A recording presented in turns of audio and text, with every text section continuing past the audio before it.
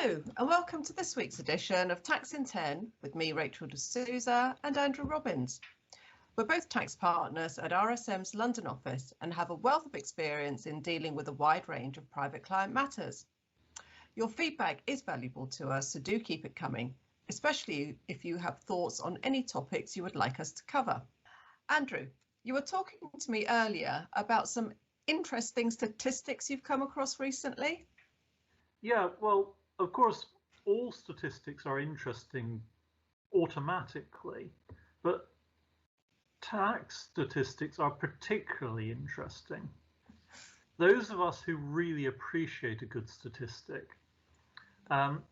will be really interested in the figures that the government publishes about breakdowns of tax revenues. So the most recent figures we have are for 2018-19 tax year. And the government publishes two figures. The first one is the actual amount of tax revenues received, which in 18-19 was £628 billion, which is a lot of money. Yeah. But they also publish another figure, which is an even bigger number. And in this case, it's £659 billion. And what that represents is if you added up all of the economic activity in the country, and if you then said, well, if everything was taxed in the way we'd expect it to be, we would have expected the tax revenues to be that higher, £659 billion figure. You always get a difference between the amount of revenue actually raised and the amount of revenue that kind of you would expect to raise. And that difference is what we call the tax gap. So for 2018-19, the tax gap or the shortfall was 31 billion. And there are various elements that make up that tax gap. But I just wanted to talk about one particular part of this. So bearing in mind that the tax gap relates to all of the sources of tax revenue that have been lost to the government, and that those added up to 31 billion in total, HMRC calculate that 1.7 billion pounds was lost because of tax avoidance. So that's actually already not, in the scheme of things, that's not a very big number. It gets smaller when you look at the fact that HMRC estimate that of that 1.7 billion of tax avoidance, about 600 million relates to schemes marketed to individuals. So Rachel, what I'm telling you from my interesting statistic is that in the UK in 2018-19, less than 0.1% of tax revenues were lost because of personal tax avoidance. Well, actually, that really is quite surprising, and it is really very small. I mean, in tax terms, we could actually say that's just a rounding error. I guess on another analysis, it is still £600 million, which is still a big number. But, you know, it's still small in the grand scheme of things. I wonder if it's worth looking at who is actually avoiding the tax. HMRC's figures also tell us that the wealthy tax gap is the smallest proportion of the total gap by customer group. Now, whilst that is an awful lot of jargon, I think what they're really trying to tell us is that wealthy individuals are more likely to pay the right amount of tax than any other group of taxpayers in the country. And again, that's a bit of a surprise. If I think back to how life was, and okay, I am talking about 15 years ago here, practically all new client conversations started with, how am I going to reduce my tax bill? And there was an expectation that myself as the advisor would come up with some form of tax scheme that the clients could undertake to, you know, to reduce their overall tax liability.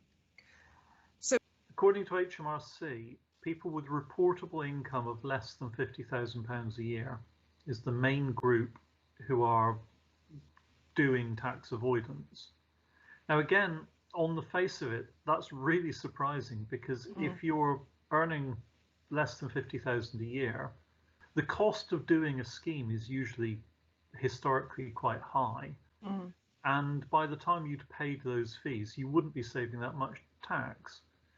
But we are seeing a different type of tax avoidance schemes these days, and they're very heavily related to employment and treating an employee as if they weren't really employed at all. And in a lot of these cases, they're structured to say, well, instead of you being paid a salary of £40,000, we will make you a loan of £40,000, and you'll only pay tax on the interest on that loan. The particularly bad news here is that the reality is that most of these schemes do not work. And although that's always been the case, the big difference is that in the old days, your wealthy individual could take a punt, and they recognized that the scheme might not work, but they were gambling. And if they lost, they'd paid an upfront cost, and then they had to pay the tax at the end of it. But they had the wealth to be able to cover that. Today, with these schemes being targeted at middle or lower earners, the reality is if you've got a mortgage and you're earning 40,000 a year, you're spending that money. And if 2 years down the line, you're suddenly faced with a big tax bill that you've been told wasn't going to happen, plus interest, plus penalties, it's really scary.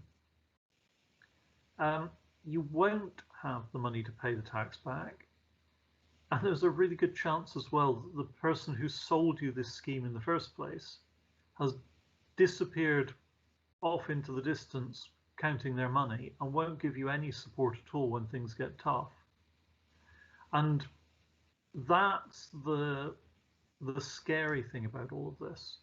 And I take sort of from my statistic about less than 0.1% of tax is lost in tax avoidance to individuals. I've got two takeaway messages, really. The first one is it is just wrong to claim that wealthy taxpayers are avoiding their tax obligations, because actually, based on HMRC's own statistics, the wealthy are more likely to meet those obligations than anyone else in society. Now, you wouldn't know that if you watched Panorama or you read the papers, but the truth is that most wealthy individuals in the UK are taking their tax affairs seriously and they're paying their tax properly. And the second sort of takeaway from me is that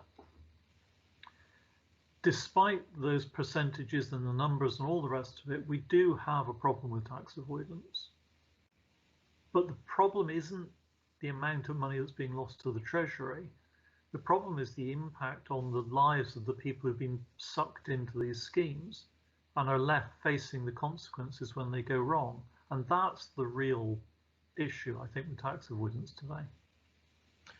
Yeah, you're right. And you know, each budget we continue to hear the Chancellor say that HMRC is taking new measures to tackle tax avoidance. But from what we've just discovered, and remember, this is the government's own statistics, the battle has more or less been won. So really, should HMRC's efforts be directed at, say, the black economy rather than tax avoidance? I mean, I think it also suggests that the message is not getting across to those middle income groups that tax schemes marketed as being legitimate, well, they don't work. You know, they really don't work. You know that, I know that. However, there is a more subtle issue at point here, and that's the political one. We know after repeated messages from HMRC over the years that tax avoidance doesn't pay. And if you do avoid tax, you should expect HMRC to come down hard on you. Yep. But let's look at just what's happened relatively recently with the loan charge. The expectation was that this would be catching lots of high earners.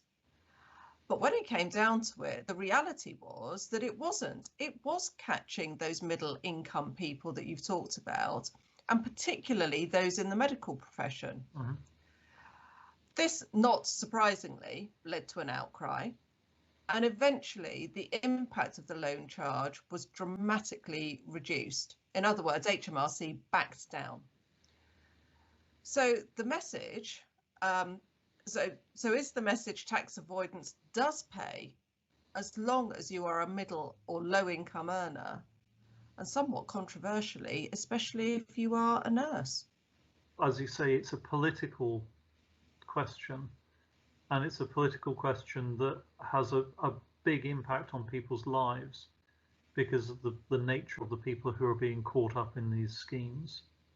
And it's quite a tough one, I think. It would be nice to see a change in focus to recognise where the problems are and to address them, rather than this rhetoric about basically all of these rich people who aren't paying their taxes, when that, I mean, it used to be true, but it isn't anymore. It's living in the past. Anyway, Rachel, after all of that, cheer me up. What have you been doing? Well, I have got something for you this week, something a bit different. It's a TV programme called Keeping Faith.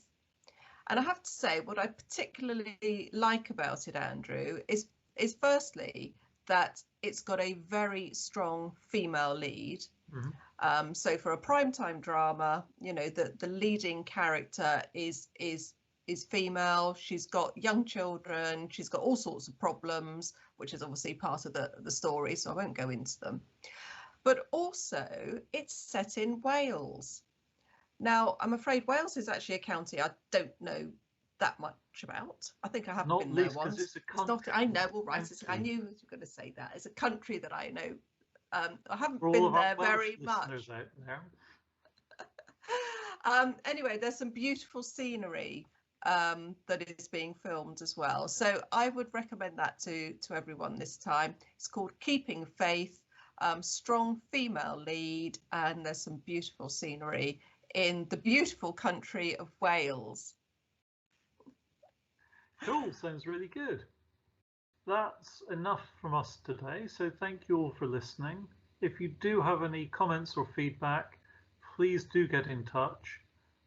You can contact us at rachel.d'souza@rsmuk.com or andrew.robbins@rsmuk.com. We'll see you soon. Bye for now.